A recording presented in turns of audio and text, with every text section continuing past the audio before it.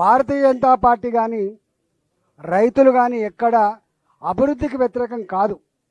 వాళ్ళు ఏమైనా అభివృద్ధికి వ్యతిరేకమని చెప్పి చిత్రీకరించే ప్రయత్నం చేస్తున్నారు, వాళ్ళను అవమానపరిచే ప్రయత్నం చేస్తున్నారు, వాళ్ళ మీద తప్పుడు కేసులు పెట్టించే ప్రయత్నం చేస్తున్నారు, దౌర్జన్యం తట్టుకోలేక ఆత్మహత్యలకు అవుతున్నారు.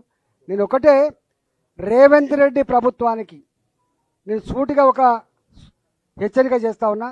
మీరేమో ఈ గ్రీన్ ఫీల్డ్ హైవేస్ కానీ నేషనల్ హైవేస్ కానీ శరవేగంగా కన్స్ట్రక్షన్ జరుగుతూ ఉంటే నిమ్మకు నీరెత్తినట్టుగా వివరిస్తూ ఉన్నారు తప్ప ఆ రైతుల గురించి మీరు పట్టించుకునే పాపాన పోతలేరు. కాబట్టి తక్షణమే మీ కలెక్టర్లని మీ రెవెన్యూ డిపార్ట్మెంట్ని కమిటీలుగా వేసి ఎక్కడెక్కడ ఈ నేషనల్ హైవేస్ నిర్మాణం జరుగుతూ ఉన్నాయో, గ్రీన్ ఫీల్డ్ హైవేస్ నిర్మాణం జరుగుతూ ఉన్నాయో, ఇతరత్ర అవసరాల కోసం ఎక్కడ జరుగుతూ ఉన్నాయో, నువ్వు వేసేటువంటి 4th సిటీ కోసం ఎక్కడైతే ల్యాండ్ అక్వైజిషన్ కోసం ప్రయత్నం చేస్తున్నారో, నువ్వు అక్వైర్ చేసేటువంటి ఫార్మా సిటీ కోసం ఎక్కడైతే నువ్వు ల్యాండ్ అక్వైర్ చేస్తున్నావో, వీటన్నిటి మీద దాని ధరను సవరించి నువ్వు కేంద్ర ప్రభుత్వాన్ని పంపితే వాళ్ళు ఎక్కడ కూడా అభ్యంతరం పెట్టకుండా రైతాంగాన్ని డబ్బులు ఇచ్చే ఆస్కారం ఉంది.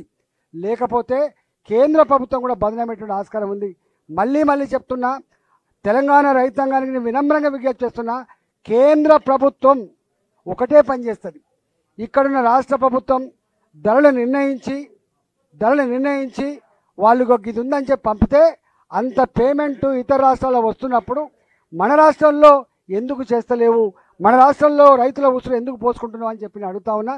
ఇవాళ నేను మొన్ననే పార్లమెంట్లో మాట్లాడినా, మళ్ళీ ఇవాళ ప్రధానమంత్రి గారికి ఎందుకంటే మా ప్రధానమంత్రి గారు చాలా పాజిటివ్ ఉంటాడు కాబట్టి, రైతు ఓరియంటేషన్లో పనిచేసే ప్రధానమంత్రి గారు కాబట్టి, గ్రామీణ ప్రాంతాల్లో రైతులు ప్రేమించే ప్రధానమంత్రి గారు కాబట్టి, ఇవాళ మా గడ్కరీ గారు ఎన్ని వేల కోట్లైనా ఖర్చు పెడదాం, ఎన్ని లక్షల కోట్లైనా ఖర్చు పెడదాం, కానీ మనకు సంతోషకరమైన పద్ధతుల్లో రోడ్లు వేసుకోవాలి తప్ప ఏడిపించుకుంటా సూసైడ్ చేసుకుంటుంటే మనం ఆనందపడి రోడ్లు వేసుకోవడం లేదని చెప్పి వాళ్ళు అంటూ ఉన్నారు. కాబట్టి నేను ప్రభుత్వానికి వినమ్రంగా విజ్ఞప్తి చేస్తున్నా, ఒక హెచ్చరిక కూడా చేస్తున్నా.